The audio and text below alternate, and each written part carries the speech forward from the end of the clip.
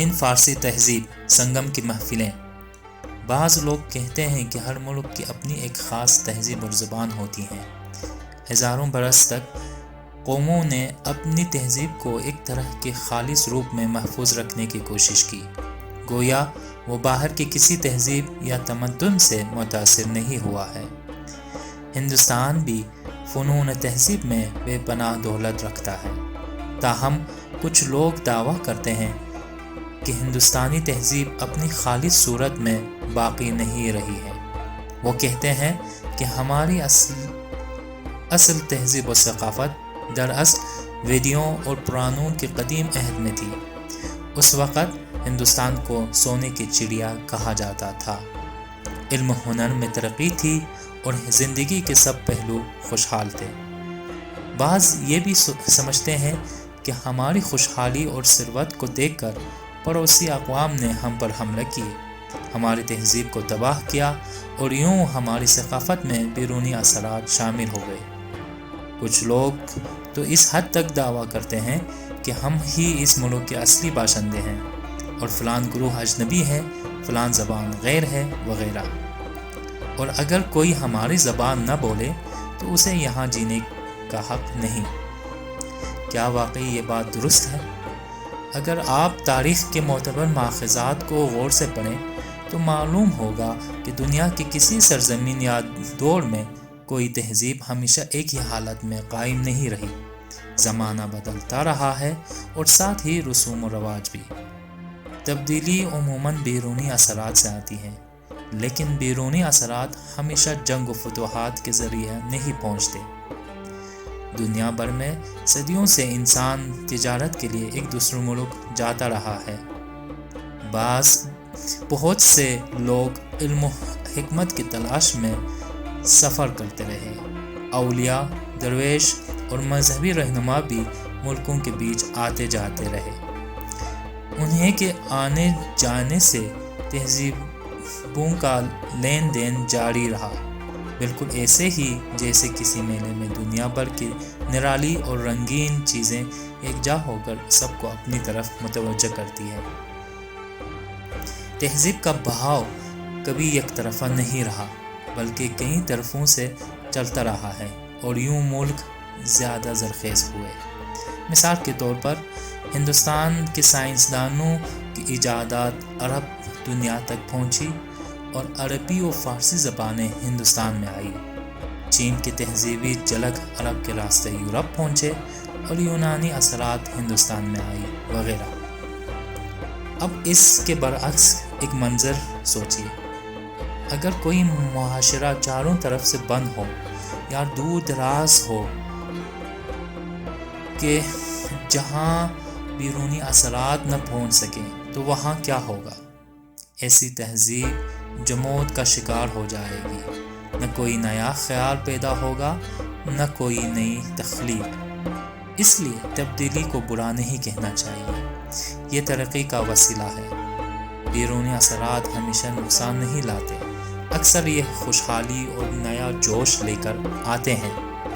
مثال کے طور پر ہندوستان کو دیکھ لیجئے، اگر بیرونی اثرات کا مطالعہ کریں تو سب سے پہلا اور گہرا اثر جو ہندوستان پر پڑا وہ فارسی یا وسط ایشیائی تہذیب کا تھا۔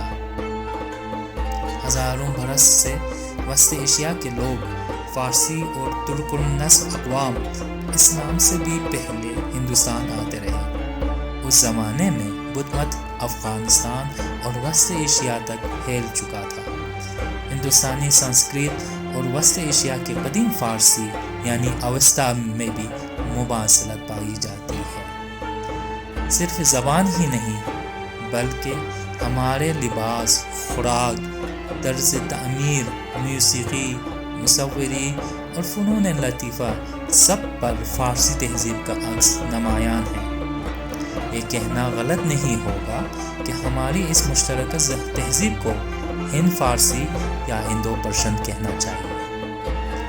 ہند فارسی تہذیب بالخصوص 12ویں اور 13ویں صدی میں پروان چڑھی، جب وسط ایشیا اور ترکستان کے ہزاروں لوگ ہندوستان آئے اور یہاں پہلی ہند فارسی حکومت یعنی دلی سلطنت قائم اس دور کی عمارتوں اور یادگاروں میں اس تہذیبی سنگم کی مثالیں ملتی ہیں۔ معاشرتی سطح پر بھی بڑی تغیرات آئے۔ ہندوستان میں اسلامی تصوف بھی اسی عہد میں پروان چڑھا۔ حضرت علی حجویری، خواجہ معین الدین چشتی، بابا فرید اور نظام الدین اولیاء جیسے بزرگوں نے اپنے محبت کا پیغام ہندوستان میں پھیلایا۔ اس زمانے میں بڑے ادیب اور شاعر پیدا ہوئے، مثلاً دلی کے امیر خسرو، جنہوں نے فارسی اور ہندی دونوں میں شاعری کی اور موسیقی کے فن کو نیا رنگ دیا۔ بعد کے مغلیہ عہد میں ہند فارسی تہذیب اور زیادہ نکھری۔ فارسی تقریباً 800 برس تک ہندوستان کی سرکاری زبان رہی، یہاں تک کہ انگریزوں کے دور تک اس مدت میں بے شمار فارسی شعراء پیدا ہوئے، جن کا کلام اور خیالات ہندوستانی ادب کا لازوال حصہ ہیں۔ اور آج بھی 21ویں صدی میں اگر آپ شمالی ہند میں رہتے ہیں تو ذرا اپنے ارد گرد کو دیکھیے، آپ کو ہر طرف ہند فارسی تہذیب کی جیتی جاگتی مثالیں نظر آئیں گی۔ یہ اردو یا ہندوستانی زبان جو ہم بولتے ہیں اور جس میں شاعری کرتے ہیں، یہ کرتا اور شلوار جو ہم پہنتے ہیں، یہ تنوری کھانے جو ہم ذائقے سے کھاتے ہیں، یہ محرابیں، کھڑکیاں اور گنبد جو ہماری عمارتوں کو لگاتے ہیں، یہ ستار اور خیال جو ہماری موسیقی میں گونجتے اور بجاتے ہیں، یہ سب ہندو ایرانی تہذیب کی جھلکیاں ہیں جو آج بھی ہماری روزمرہ زندگی کو خوش رنگ اور خوشبودار بناتی ہیں۔ در حقیقت آج کے دور میں یہ ہندو ایرانی تہذیب ہندوستان کے سینما، ٹیلی ویژن اور موسیقی کی صنعت کے ذریعے زندہ اور نقطہ بندہ ہے۔ تو بتائیے، کیا آپ اس رنگارنگ تہذیب کو اجنبی کہیں گے؟ کیا ہندوستان کا تصور اس گوناگون تہذیب کے بغیر ممکن ہے؟